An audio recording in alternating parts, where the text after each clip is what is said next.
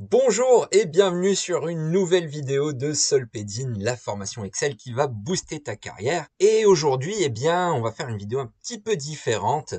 D'habitude, on vous donne le fonctionnement d'une fonction ou bien d'un outil. Cette fois, on va voir toutes les petites étapes qui nous permettent d'obtenir une dashboard card, donc une carte de tableau de bord qui va être dynamique. Et selon les filtres qu'on applique, on a des données différentes.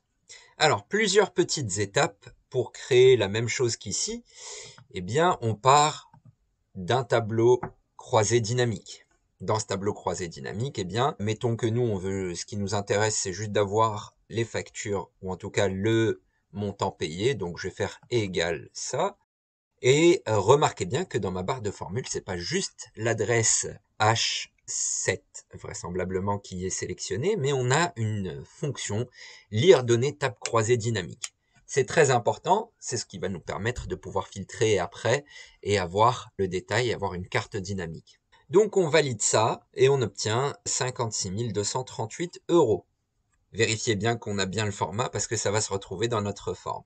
Alors maintenant, on peut commencer à créer notre forme. Alors, on se retrouve dans Insertion, Forme. Je vais prendre celle-là, elle fera très bien l'affaire. Je lui donner peu importe la taille parce que je connais mes dimensions. Dans Format de forme, je vais mettre 2,2 sur 6. C'est pas une règle absolue, bien sûr, loin de là. Ça dépend de ce qu'on veut faire ressortir. En remplissage, je vais la mettre en blanc parce que je suis parti sur un fond gris. Et en contour, je vais mettre sans contour. Ensuite, deuxième étape, je vais rajouter une deuxième forme, insertion. Alors, je peux faire une forme, je peux faire une zone de texte. Dans tous les cas, ça n'a pas changé grand-chose. Pour la simple raison que je vais faire en sorte qu'elle soit l'une sur l'autre. Donc, par exemple, je vais la mettre là.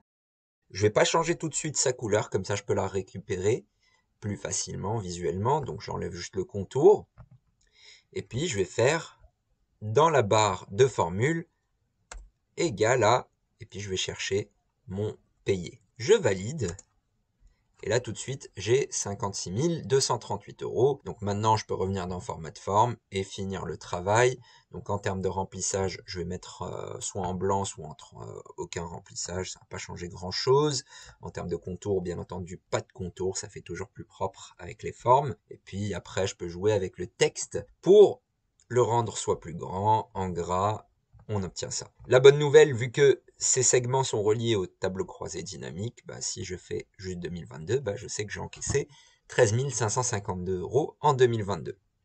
On va quand même aller plus loin, histoire de rajouter un petit peu des indications. Donc je vais rajouter encore une autre forme qui sera moins dynamique, celle-là, où on va juste dire que c'est encaissement, par exemple, ou chiffre d'affaires encaissé. Donc là, ça va être classique, hein, c'est à encaisser sur la même période.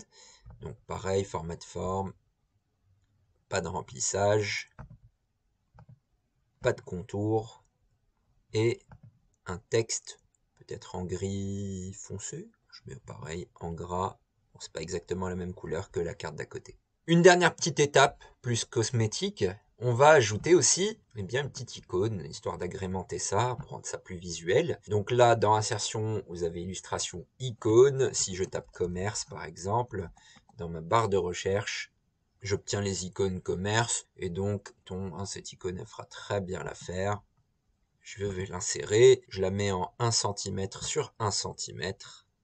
Et je la mets ici. Et j'obtiens une belle petite carte de tableau de bord. Je vais ensuite sélectionner toutes les formes que j'ai créées depuis le début et les grouper. Et comme ça, on a l'impression qu'il ne s'agit que d'une seule forme. Et en plus, c'est dynamique. Voilà donc pour ce petit tuto d'Excel.